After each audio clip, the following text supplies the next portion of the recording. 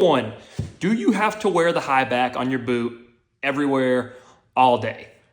I have talked about this at length so many times. I keep getting asked this question, so I wanted to come back, talk about it. So with the Clew Snowboard bindings, you have straps just like traditional bindings. That's how you put them on. When you get to the mountain, you're gonna put your snowboard down, you're gonna strap up and ratchet your snowboard bindings just like you would any traditional snowboard binding. So then you have it on both feet, you'll skate to the lift, you'll be able to click in and out. Through the lift lines, anytime I'm taking short walks or walking through the snow, I will use the step in or step out mechanism for short walks.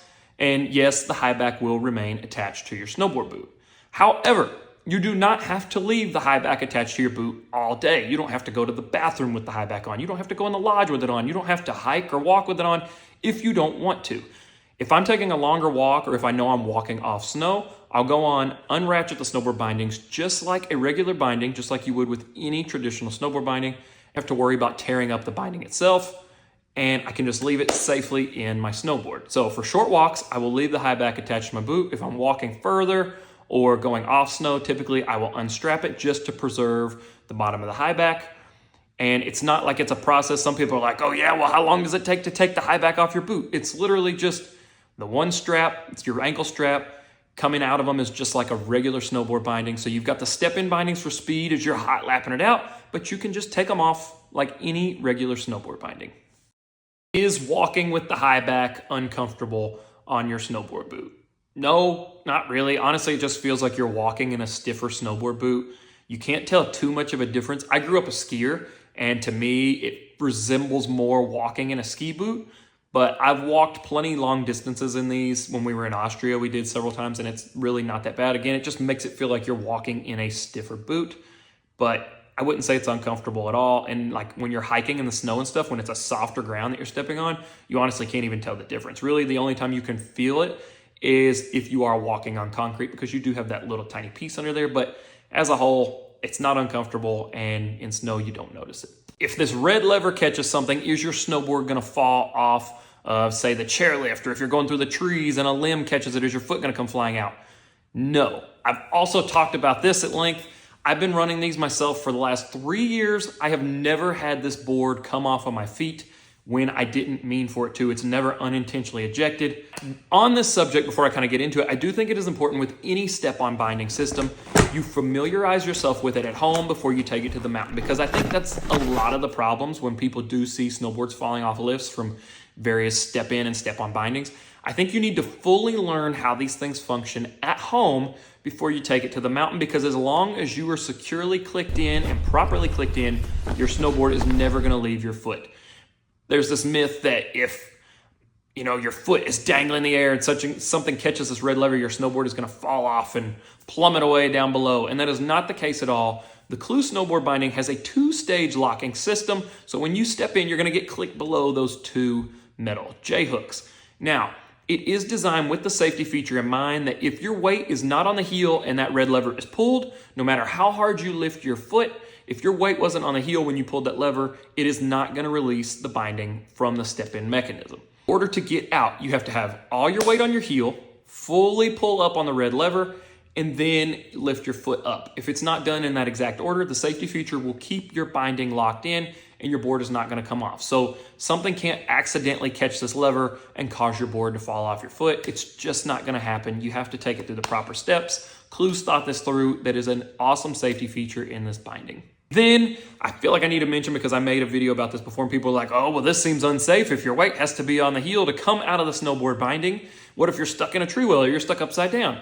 Well, again, the Clew Snowboard binding has traditional snowboard straps. So that's one advantage to it over some other step-on binding options, is that you have options to get in and out of the bindings. So if you are stuck upside down or you do find yourself in a scenario where you can't put your weight on your heel to release from the binding, simply use your traditional snowboard straps just like you would with any regular binding, and you're still going to be able to release the binding just fine. Will the Clew Snowboard bindings scratch your top sheet?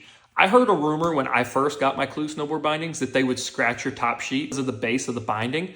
I've been running these on all the snowboards in my quiver for the last 3 years, and I noticed no additional sign of wear or tear or anything like that from any other binding. I mean, to me, my top sheets all still look the exact same as the first time that I mounted my binding on a snowboard. Like it's It's no different from any snowboard binding I've used in the past, and I see no additional signs of wear or tear on my top sheet. I wouldn't hesitate to put these on my favorite board or any snowboard. My experience, it's not doing anything different than any other snowboard binding you're gonna mount to your snowboard. Until the hooks on the Clew binding freeze up or pack up with snow, become unusable on a powder day. So again, I've been snowboarding these for 3 years. I've had some of the deepest powder days of my life in these snowboard bindings. I'm talking 30-inch powder days, and I have never found myself in a scenario when I was not able to get clicked in. So the Clew snowboard binding, again, has a 2-stage locking system.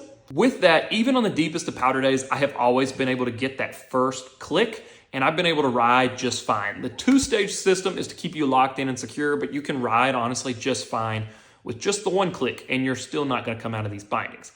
So even on the deepest, most snow-filled days I've ever come across, I still am able to get that first click. In order to do that, people are like, oh, well, so much snow's gonna get in there. Well, I haven't had to clean the Clew bindings out any more than I would a traditional snowboard binding. Any snowboard binding on a deep powder day or when there's fresh snow, you're gonna come off the chairlift, you're either gonna give it a big old beaver slap, shake the snow off, or you're gonna take your glove, kind of wipe it out of the way, and then you're gonna step in. Nobody's just gonna come straight off the lift and step in because nobody wants to ride with all that snow under your boot. So I don't have to do any more snow removal on these than I do any other snowboard binding that I've ridden in the past. Then, like I said, I'm still stepping in and getting that click. And the great thing about the Clew bindings is, say the snow is just crazy, crazy deep, you still have the traditional straps to get in and out on those deeper days if you want to as well. Sometimes or scenarios, that's the easier method. So that's the great thing about the Clew bindings is you get the best of both worlds. You can still step in or use your straps. Again, don't have to clean them out any more than a regular snowboard binding. I've never had these become unusable on any powder day or even when I've ridden when it's like -30, -20. They've still worked just fine. The Clew snowboard bindings will not allow your snowboard to flex. Again, I've shown this in various clips as well as just myself over the last 3 years riding them. And I've ridden with riders who are far more impressive than me. You know, I can tail press it all day. Torsionally, I can twist it. I can bend the board laterally, torsionally, lock into presses just fine. I've snowboarded with much more impressive snowboarders like Tom or Jonathan Buckhouse. I saw Jonathan do a layback on this thing, go completely flat under a bar. Tom could spin and do ground tricks better than anybody I've ever seen in person. And he didn't seem to have any flex issues. Jonathan doesn't. I haven't seen anybody that rides these on a day-to-day basis have any issue flexing the board whatsoever. For whatever reason, people think that when you use these Clew bindings, your board is just not going to be allowed to flex. And that's not the case at all. Even riding these back to back with other snowboard bindings, I don't feel like my flex of my snowboard is limited in any way, shape, or form. I honestly can't tell a difference. Durability. Like I mentioned, I've had these for 3 years. I've taken them anywhere, everywhere, all sorts of conditions. I take plenty of slams in them, all sorts of stuff. And I'm still running the exact same Highbacks that I have been the entire time. The first base set, I've been running the full 3 years. Last year, I did pick up a second base set, so those only have a year on them. But with those, I'm running the exact same Highbacks, same hardware, have been for 3 years. If you want to see a more in-depth review video, I am going to go through the entire binding and just show you the wear and tear on my bindings, so definitely stay tuned for that. I hope you all found this video helpful. If you did, definitely smash that like button, subscribe. If you have any questions about the Clew bindings, comment those down below.